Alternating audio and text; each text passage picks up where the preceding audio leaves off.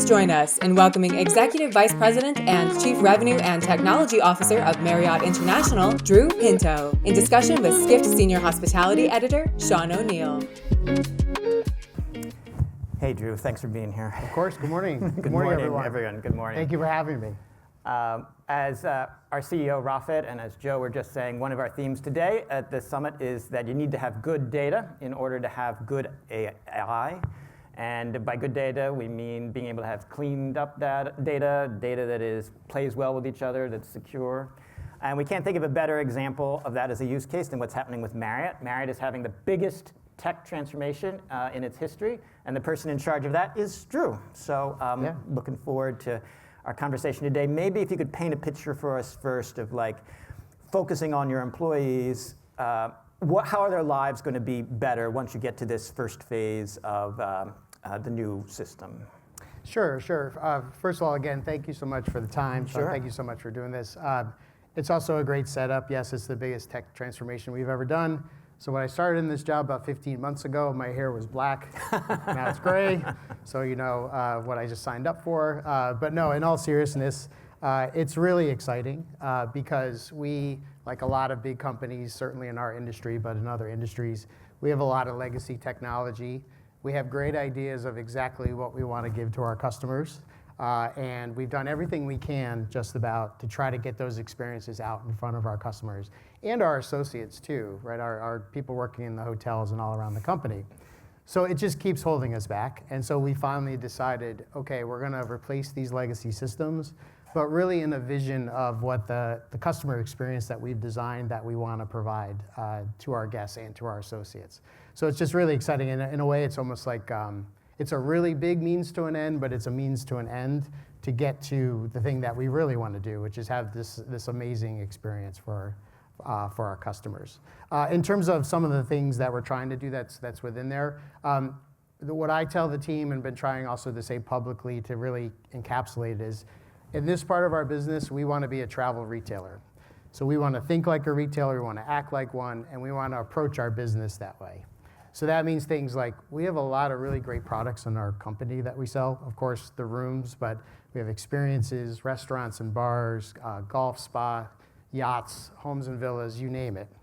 And a retailer, when they look at that, they say, okay, there is a way to do this and merchandise effectively and make it really easy to search and find exactly what you're looking for, personalized in a way so that we know contextually, like, what are you trying to do when you come to us? And so how do we do that and put the right things in front of you? Also the pre-arrival experience, right? So in some cases, you don't really need to know a lot of information. Maybe it's the same hotel you go to every week because you're a consultant or something. But a lot of people have a lot of questions and want to plan things out. So we're trying to make that all digitally enabled so that you can get the information you need. And then, of course, while you're on the stay, of course, with our app and things is how do you make it easier? Things like mobile check-in, chatting with the front desk, all those things that we've had for a little while, but we think could be much more seamless and much more integrated into your experience. So those are the types of things, like just to give you a flavor of what we're doing. And behind that is all then the technology and the data work that we have to do to make that happen. Okay. And so when Glenn Fogel, the CEO of Booking Holdings, speaks at our conferences, sometimes he has a little shtick about checking into a hotel and it's like 30 seconds behind the scene, they're looking at the keyboard and like, what are they doing back there? Yeah. So is one of the ideas is that eventually it's like a single pane of glass and the associate can just look up and say, hi, Drew, you're a member of Marriott Bonvoy, thanks for coming back. Is that where you're going? Or? Yeah, definitely. We always say it's like when you're checking in, and we tell the associates this, we don't want the guests to see the top of your head. We want them to see your face, but we put them in a situation where they can't do that, right? So all those keystrokes they're doing, many of you know, those are all required because of the process we've set up to check somebody in. So we are bringing data, we're bringing technology, we're bringing digital to all this, all the way from, there are chances that are use cases where someone could skip the desk, right, and not have to do that if they choose not to. They just want to go to their room with mobile check-in and mobile key. Others want that experience for sure. And so to do that, we want to automate a lot of those manual tasks that happen at the front desk today so that they can spend more time with the guest. And it's a really great example that we're building of how you bring automation and tech to help assist or augment somebody's job. We're not going to put robots at the front desk to check somebody in. But what we do want to do is bring technology to really help the associate spend the time that they want to spend with the guest and what the guest is looking for. And let's take some of those manual tasks. Things like room blocking the night before, right? So placing people in the rooms, that's all done manually today. That will not be done manually in the future, in the near future. But always with the ability of the human element to make adjustments and make it the right way that they need it to be. That makes sense. I was at the NYU Hospitality Conference yesterday, and Tony Capuano, the CEO, he said that one of the things he's most excited about is giving a capability to the associates, as you call employees at Marriott, to be able to do their hospitality job by engaging with guests, not always be doing the administrative tasks. Yeah. So in your role, so do you report into Leanie as CFO or to Tony as CEO? Or? I report directly to Tony. Okay. Yeah. So, and I've been in the job about 15 months. And hair jokes aside, it's been a really great 15 months in the role. We've never had this job before in the company. At least I've been there 20 years. So at least in the 20 years that I've been there, we've never put these two groups together. And I think it's been really powerful. And I think we're just starting to see the returns of it. So basically what we did is we took all the top line functions of the company, many of which I was running previously. So distribution, revenue management, our customer engagement centers, those are our voice call centers, and of course our sales organizations. Put those together with digital and with tech, so that basically we can identify the areas of opportunity to drive commercial results and then ensure that digital and tech is coming behind that to drive those results and really have it be almost like a one-to-one relationship of how we do this, which wasn't the case before. Now, of course, the digital and tech world serves many different purposes. So it's not just about driving top line, it's also driving the guest experience, right, with our loyalty program. We serve things like HR and finance, our owners, you name it. But I think the philosophy behind it that's really working out is that you really make this connection between those two areas. The last thing that we did do as well is, my title, it takes too long to explain, but underneath that is we made a direct connection between our continent structure and the sales and marketing people that run those continents back to me.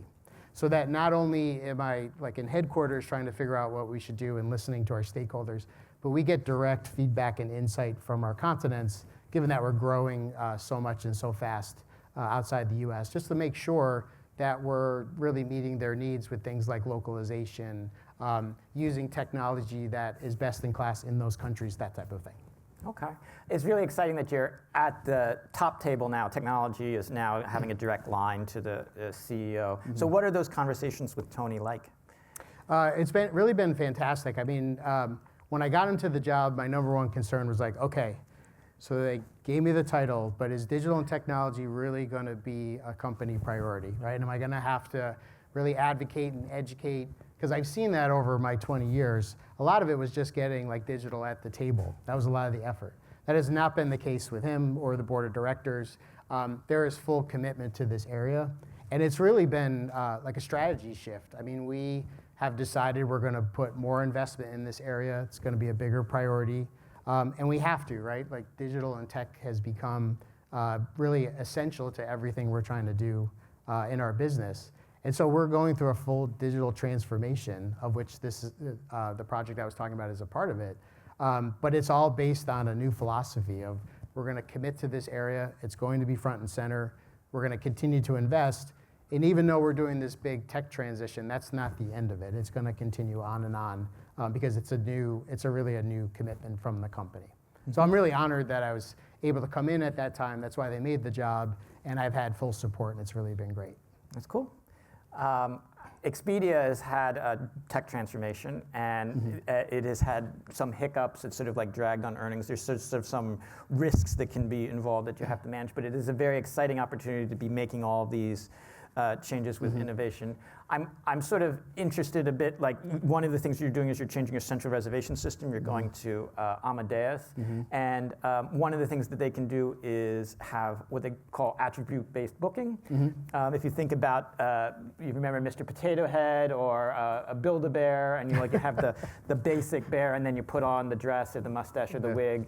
So this would be a similar concept for you get your room rate. Instead of doing all those little drop-down widgets and ticking boxes, I want a no smoking room, etc.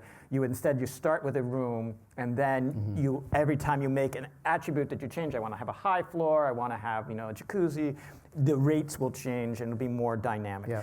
There's a lot of different ways that this could actually happen. They'll test and learn their way. But is that sort of something as a long-term aspirational goal for Marriott? Definitely. Well, first of all, you gave me an idea. We're going to be releasing Marriott Bonvoy Build-A-Bears coming up. Yeah, just came up with that now, so that was good. Thank you. Excellent. I'll give you a commission. Good.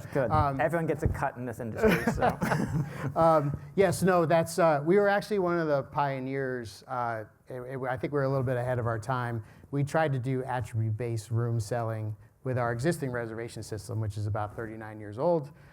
So that one, actually, we had some good success with it in terms of the revenue uplift and the customer satisfaction, but it really wasn't. We got some of that out to some hotels. It really wasn't the full experience that we wanted.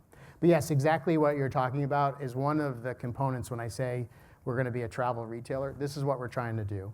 So really breaking down what the room is and what comes with that room, all the different attributes you mentioned, and then being able to understand what those are through your shopping process and then book and guarantee those. And that's really the critical part.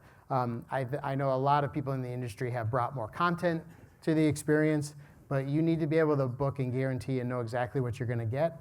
And that's the part with being a company of 8,900 hotels, we have to be flawless at. If you bought it and booked it, we need to be able to deliver it. So that's part of the transition that we're doing now, is that we're making sure that between central res and the property management systems and hotel operations and revenue management, this all flows so that we make sure that you get what you bought. Okay. And so part of that is that you're switching to a property management system, Agilysys in the US and Oracle overseas. And classically, the way that it's architected is that the room is the center and everything gets added to it.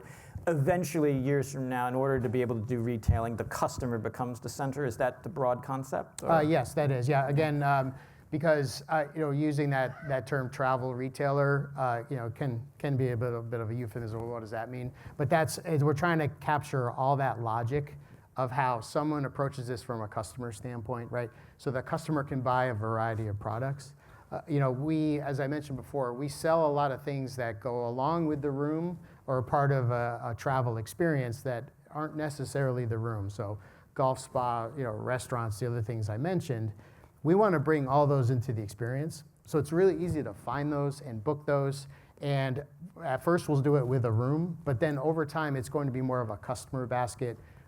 We have an order management system we're building. That's the idea, right? And so as you think about this conference and where data fits in, data is actually the foundation of where this all comes from, right? So if you want to sell a room by its attributes, or if you want to sell an ancillary service like a golf tee time, we need to know all those things about the content, photography, everything that you would use to merchandise the product.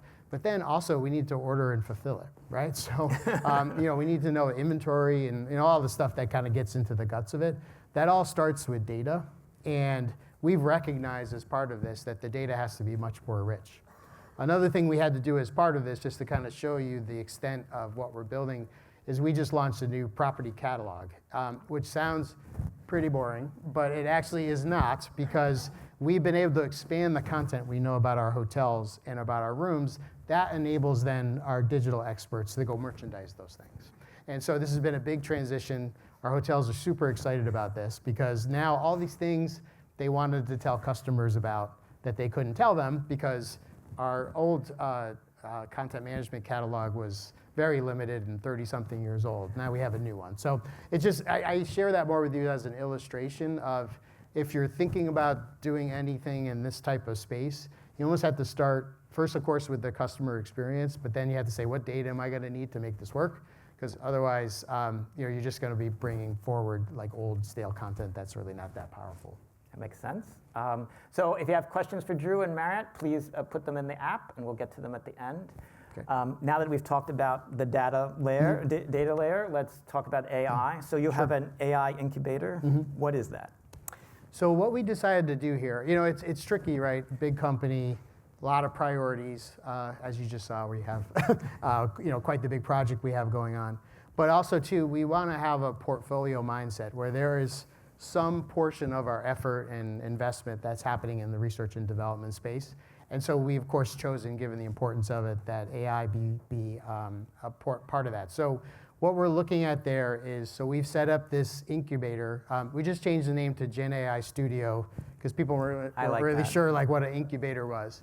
But it was borrowing on product development concept, right? So you make a small team, you give them some license to try things, you have them build rapid prototypes, and you test and learn and see what happens. And if it works, then you go do all the hard work to scale it. So that was pretty much that. So that's what we're doing. It's actually the same concept we use for room design, just in terms of a process flow. But we decided to do it now with Gen AI. We also, because this could have gotten crazy really quickly, we organized all the use case ideas we had from the company into this one place. So we kind of scoured the entire company and said, hey, you have any great ideas of how this could help you in your job or how this could help our guests? Then put them all in one place, and we're going to prioritize them and work them through. But all in this kind of very classic product model, rapid prototyping, and let's see what happens. And then when they work out, then then we scale them, of course. And then if they don't, then we stop and we try something else. Cool. One of your first applications of Gen AI has been in travel search, and it's on your Homes and Villas by Marriott Bonvoy product. I think we have a little mini video of it in the background, but the idea is at a high level you can do, instead of going in and doing drop-downs, menus of like what dates am I going to be and ticking boxes, do I want a hot tub or anything, I can say I'm going to the Smoky Mountains, I want to be 6 miles away from Dollywood, I have my 60-pound dog, I want to have a hot tub. So. Tell us, like you may have had 150 some ideas with this AI incubator. Why did you choose like search as the first thing to tackle? Yeah, I mean search definitely. Well, a couple things. One is I think you all agree that search is kind of stuck in the past, right? We've been doing search the same way, so you need to know where you're going and your dates before you can even get any information. Which, by the way, that's the way our reservation system works in the back end. That's why it started that way. I don't know if it's that way for competitors, but that's the way it is for us, right? Yeah, our reservation system kind of sits there paralyzed until you tell it where you want to go. So it just seemed like a very ripe use case for reinvention. So that was one. Two is there's a lot of movement in the space. I'm didn't have this brilliant epiphany. Oh, we should do search. Like. A lot of our competitors and our partners are also looking at it. But three, we thought with our Homes and Villas product, we have 141,000 homes and villas, but there's a lot of variation in them in terms of what you can get. So we thought, what a great place to try this. Plus, it is connected to Marriott.com, but it is its own instance too. It has its own site. So we thought this is a place we have a little more flexibility to test and learn and try things without the full like multi-billions of revenue that come through, on Marriott.com and through our app. So we thought, well, let's try it over here and let's learn a lot. Let's also see how the guest reacts, and then we're going to take those learnings, we'll put it into that platform, but then also start integrating some of the best things into Marriott.com. So that's our plan there.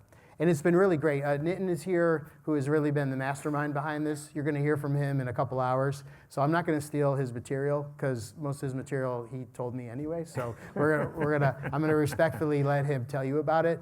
But it has been, I will say this one theme though, it's probably been even more valuable to us as learning in this space as it has been to the customers who are trying it. Interesting. I think they've liked it a lot, and Nitin will share some really cool things with you. But it has been a really great way for us to learn a lot of things and to make mistakes and to figure out how do you do AI at scale. This has been a good place to start. Yeah, I've covered travel tech for about a decade, and my colleague Justin has been covering this year all of the major Gen AI applications. This is my personal favorite of all of the ones, so I'm looking forward to that presentation later. Terrific. One of the questions we got, you just sort of answered. You are considering introducing a conversational hotel booking into the Marriott.com at some point, depending on how this test goes. Yep. What are the challenges to drive utilization of new technology in a legacy environment? There are several, but I'll pick on probably the top two. Well, one is on the Gen AI topic. The ideas have actually been working quite well. So the prototypes and the things we're trying. We have another one called Renee. It's our Gen AI thing for your Renaissance hotels. It's for our Renaissance hotels. And we basically took all of the content that the concierges have. We call them navigators in the Renaissance brand. I mean, they know their local neighborhoods better than anybody, and they really wanted this tool to help to assist them. The customer comes and has some ideas, but then says, well, what do you think? It's a great example of that. So the ideas have been great. The biggest challenge for us has been scaling. So everything from security and privacy to the infrastructure. These large language models are super expensive. It's been hard for us to get it out at scale to figure out how you can make the business case work here. We'll get there, but the initial obstacles to doing Gen AI across 8,900 hotels, they've been pretty significant. It's not going to stop us because we know that how important this is. But I've been somewhat frustrated that I had some grand visions of when you see it work in a really small environment, you're like, oh my gosh, this is going to transform something. And then when you really go and try to scale it, everything from the cost to the tech to the risks, it's just been complicated. Sure. But we're going to keep marching on. So I think that's probably one big one. But the other one too is really just the change management piece of whether it's Gen AI or just rolling out a new property management system. What we're asking people to do here is work differently.